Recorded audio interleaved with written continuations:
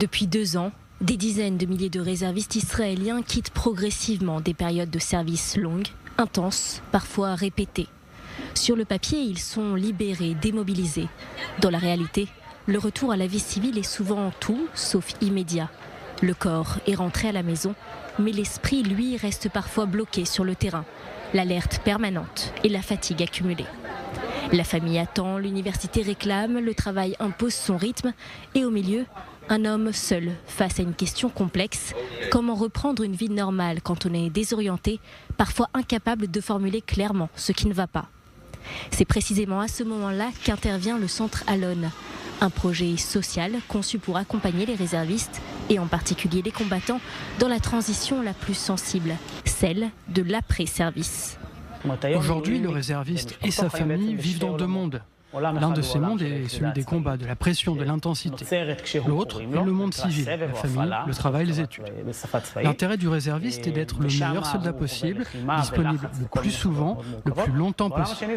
L'intérêt d'un employé est d'être performant et présent. Et dans cet écart, le réserviste et sa famille se retrouvent souvent seuls. La difficulté principale, c'est de devoir jongler avec tous les problèmes en même temps. Les réservistes n'ont pas qu'un seul problème à régler. Lorsqu'ils rentrent chez eux, ils doivent gérer en même temps le retour au sein de la cellule familiale, du couple, du travail. Ils doivent aussi se réadapter à une famille qui a changé sans eux, à une vie professionnelle parfois détruite, à un rôle de parents qu'ils n'ont pas occupé pendant de longs mois. Pour les fondateurs du projet, Doron Shabtai et Adi Schwartz, le cœur du dispositif est simple. Redonner aux réservistes des outils concrets pour reprendre le contrôle de leur quotidien. Le Centre Alon fonctionne sur un principe clair, l'accompagnement individuel. Chaque soldat est rencontré et écouté. Famille, études, santé, bureaucratie, emploi, revenus, les difficultés sont cartographiées une à une. L'objectif n'est pas de conseiller, mais d'agir. Mon engagement fait directement suite à la mort d'Eviatar, mon compagnon. Le fait d'être ici me donne énormément de force et de sens.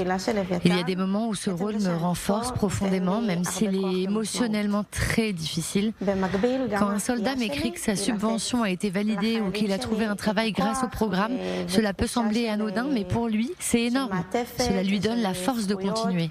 Le programme est volontairement limité dans le temps, environ 3 mois, à la toute fin du service. Un format court mais stratégique. Selon les chiffres du centre, 70% des participants déclarent avoir reçu un accompagnement qui a permis de résoudre un problème qu'ils n'avaient pas réussi à régler seuls. Les données collectées dressent aussi un portrait précis des besoins des réservistes libérés, difficultés liées aux études et à l'emploi en tête, suivies par les questions de santé et les démarches administratives. D'ici la fin de l'année, le Centre Alon prévoit d'accompagner près de 8000 soldats. Une montée en puissance rapide à la hauteur de l'ampleur du phénomène. Le Centre Alon n'a pas été installé n'importe où. Il est situé à Sderot, l'une des villes les plus durement touchées le 7 octobre.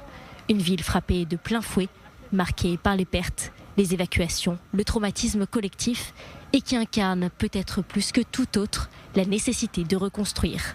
Revenir de la guerre ne se résume pas à rentrer chez soi. Parfois, il faut quelqu'un pour vous accompagner sur les premiers pas du retour à la vie.